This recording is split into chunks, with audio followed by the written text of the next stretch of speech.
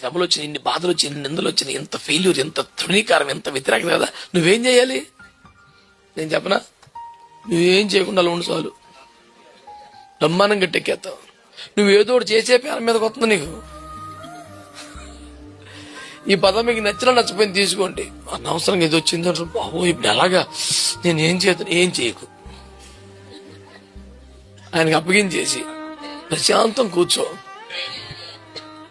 ఏమైనా అని పడేసుకో, ప్రశాంతంగా ఉండి, సాధ్యము అన్ని సాధ్యము అని పడేసుకో, అంతే.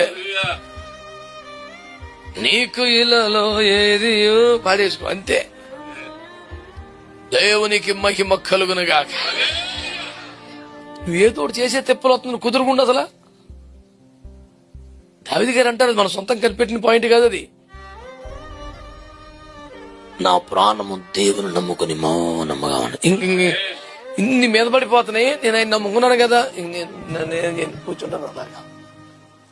అటు చూడు, నా మీద ఎంత నమ్మకం, మిన్ను విరిగి మీద పడిపోతుంటే కుదురు కూర్చున్నాడంటే అట్టంటోని కాకపోతే ఎవరు రా నేను సపోర్ట్ చేయాలి అని దోతల్ని టీవీని మొత్తం పంపించేస్తాడు.